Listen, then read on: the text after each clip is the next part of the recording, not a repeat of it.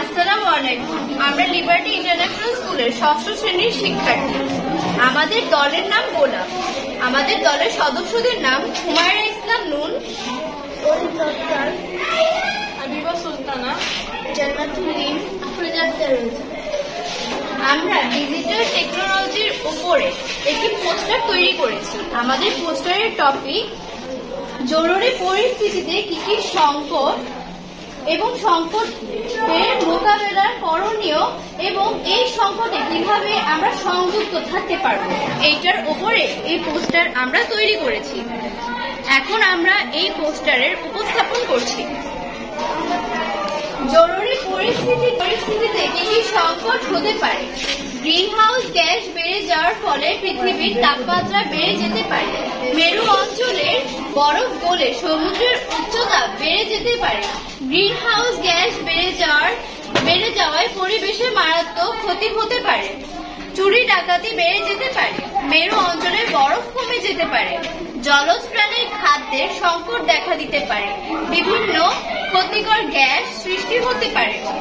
ভয়ঙ্কর ভাইরাস বা জীবাণুর সংখ্যা বেড়ে যেতে পারে।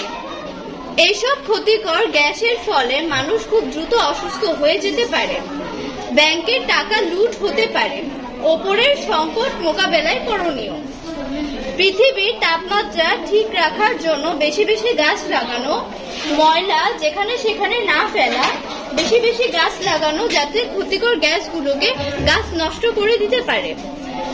সাবধানে থাকা যাতে চুরি ডাকাতি বেড়ে যেতে না পারে। জ্বালানি না পুরানো, সব জিনিস রিসাইকেল করে ব্যবহার করা, ক্ষতিকর গ্যাসের ব্যবহার কমানো, সব জায়গা পরিষ্কার রাখা, নদী ও পুকুরের পানি যথাযথ পরিষ্কার রাখা, গবাদি পশু পাখিকে নদীতে গোসল না করানোর প্রয়োজন বাসার পানি দিয়ে গোসল করানো। কিভাবে জরুরি পরিস্থিতিতে সংযুক্ত থাকা যায়?